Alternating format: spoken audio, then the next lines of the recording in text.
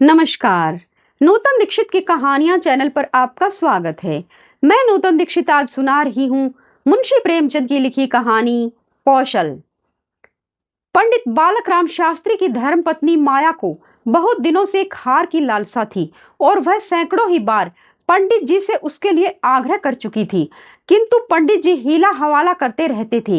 यह तो साफ साफ न कहते थे कि मेरे पास रुपए नहीं हैं।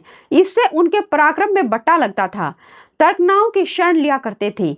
गहनों से कुछ लाभ नहीं, एक तो धातु अच्छी नहीं मिलती, उस पर सोनार रुपए के 8-8 आने कर देता है, और सबसे बड़ी बात यह है कि घर में गहने रखना चोरों को न्योता देना है। घड़ी भर श्रृंगार के लिए इतनी विपत्ति सिर पर लेना मूर्खों का काम है। बेचारी माया तर्कशास्त्र न पढ़ी थी, इन युक्तियों के सामने निरुत्तर हो जाती। पड़ोसिनों को देख देख कर उसका जी ललचा करता था, पर दुख किससे कहे। यदि पंडित जी ज्यादा मेहनत करने के योग्य होते तो यह मुश्किल आसान हो जाती, पर वे आलसी जीव थे। अधिकांश समय भोजन और विश्राम में व्यतीत किया करते थे। पत्नी जी की कुटुक्तियां सुनना मंजूर थी, लेकिन निद्रा की मात्रा में कमी न कर सकते थे। एक दिन पंडित जी पाठशाला से आए तो देखा कि माया के गले में सोने का हार विराज रहा है। हार की चमक से उसकी मुख ज्योति चमक उठी थी। उन्होंने उसे कभी इतनी सुंदर न समझा था। पूछा, यह हार किसका है?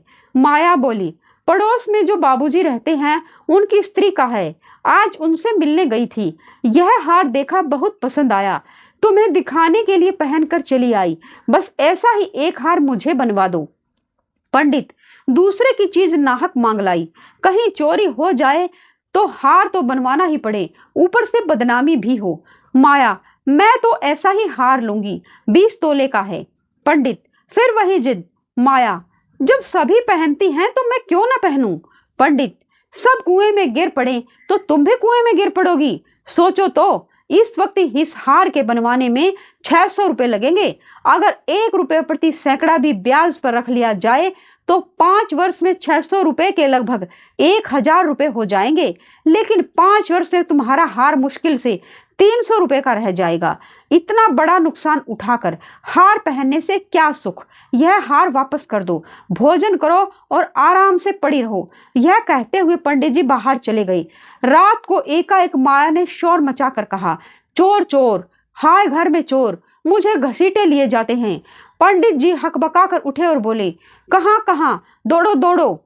माया, मेरी कोठरी में गया है, मैंने उसकी परछाई देखी। पंडित, लालटेन लाओ, जरा मेरी लकड़ी उठा लेना। माया, मुझसे तो मारे डर के उठा नहीं जाता। कई आदमी बाहर से बोले, कहाँ है पंडित जी, कोई सेंध पड़ी है क्या? माया, नहीं नहीं, खपरेल पर से उतरे हैं। मेरी नींद खुली तो कोई मेरे ऊपर झुका हुआ था। हाय राम, यह तो हार ही ले गया, पहने पहने सो गई थी, मुए ने गले से निकाल लिया। हाय भगवान। पंडित, तुमने हार उतारा क्यों नहीं? माया, मैं क्या जानती थी कि आज ही यह मुसीबत गिर पड़ने वाली है। हाय भगवान। पंडित, अब हाय हाय करने से क्या होगा, अपने कर्मों को रो। इसीलिए कहा करता था कि सब घड़ी बराबर नहीं आती, न जाने कब क्या हो जाए। अब आई समझ में, मेरी बात देखो, और कुछ तो और नहीं ले गए। पड़ोसी लालटेन लिए हुए आ पहुंचे। घर में कोना कोना देखा गया, छत पर चढ़कर देखा गया, अगवाड़े पिछवाड़े देखा, सोच ग्रह में झांका, कहीं चोर का पता न था। एक पड़ोसी, किसी जानकार आदमी का काम है। दूसरा पड़ोसी, बिना घर के भेदिए के कभी चोरी होती ही नहीं, कुछ और तो नहीं ले गया? माया, और तो कुछ नहीं ले गया, बर्तन सब पड़े हुए हैं, संदूक भी बंद पड़े हुए हैं। निगाड़े को ले ही जाना था तो मेरी चीजें ले जाता, पराई चीज ठहरी। भगवान, उन्हें कौन मुंह दिखाऊंगी? पंडित, अब गहने का मजा मिल गया न? माया, हाय भगवान, यह अपजस बदा था। पंडित, कितना समझा के हार गया, तुम न मानी, और न मानी, न मानने का नतीजा देखो, 600 रुपए निकल गए। अब देखूं भगवान कैसे लाज रखते हैं। माया, अब भागे मेरे घर का एक एक तिनका चुन ले जाते, मुझे इतना दुख न होता। अभी बेचारी ने नया ही बनवाया था।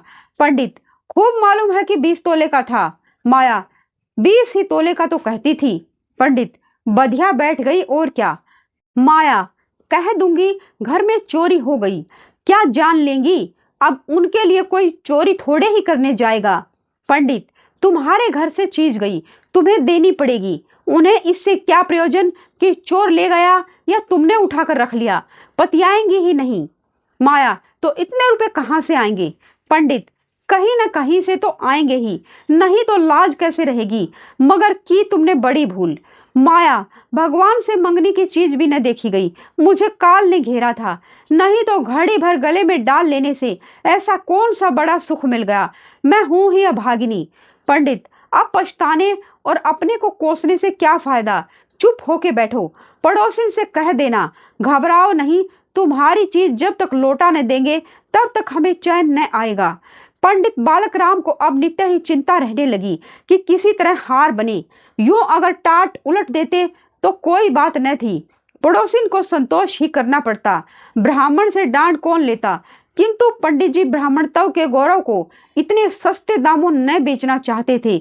आलस्य छोड़कर धनोपार्जन में दत्तचित्त हो गई। 6 महीने तक उन्होंने दिन को दिन और रात को रात नहीं जाना। दोपहर को सोना छोड़ दिया, रात को भी बहुत देर तक जागते। पहले केवल एक पाठशाला में पढ़ा करते थे, इसके सिवा वह ब्राह्मण के लिए खुले हुए 101 व्यवसायों में सभी को निंदनीय समझते थे। पर अब पाठशाला से आकर संध्या समय एक जगह भागवत की कथा कहने जाते, वहां से लौटकर 11-12 बजे रात को जन्म कुंडलियां वर्ष फल आदि बनाया करते। प्रातःकाल मंदिर में दुर्गा जी का पाठ करते। माया पंडित जी का अध व्यवसाय देख देख कर कभी कभी पछताती कि कहाँ से मैंने यह विपत्ति सिर पर ली। कहीं बीमार पड़ जाएं तो लेने के देने पड़ जाएं। उनका शरीर क्षीण होते देखकर उसे अब यह चिंता व्यथित करने लगी। यहाँ तक कि 5 महीने गुजर गए। एक दिन संध्या के समय वह दिया बत्ती करने जा रही थी कि पंडित जी आए, जेब से पुड़िया निकालकर उसके सामने फेंक दी और बोले, लो, आज तुम्हारे ऋण से मुक्त हो गया। माया ने पुड़िया खोली तो उसमें सोने का हार था। उसकी चमक दमक, उसकी सुंदर बनावट देखकर उसके अंतस्थल में गुदगुदी सी होने लगी। मुख पर आनंद की आभा दौड़ गई। उसने कातर नेत्रों से देखकर पूछा, खुश होकर दे रहे हो या नाराज होकर? पंडित, इससे क्या मतलब, ऋण तो चुकाना ही पड़ेगा, चाहे खुशी से या नाखुशी से। माया, यह ऋण नहीं है। पंडित, और क्या है, बदला न सही। माया, बदला भी नहीं है। पंडित, फिर क्या है? माया, तुम्हारी निशानी। पंडित, तो क्या ऋण के लिए कोई दूसरा हार बनवाना पड़ेगा? माया, नहीं नहीं, वह हार चोरी नहीं गया था, मैंने झूठ मूठ शोर मचाया था। पंडित, सच? माया, हाँ सच कहती हूँ। पंडित, खाओ मेरी कसम। माया, तुम्हारे चरण छूकर कहती हूँ। पंडित, तो तुमने मुझसे कौशल किया था? माया, हाँ। पंडित, तुम्हें मालूम है तुम्हारे कौशल का मुझे क्या मूल्य देना पड़ा? माया, क्या 600 रुपए से ऊपर? पंडित, बहुत ऊपर। इसके लिए मुझे अपने आत्म स्वातंत्र्य को बलिदान करना पड़ा। आप सुन रहे थे मुंशी प्रेमचंद की लिखी कहानी कौशल।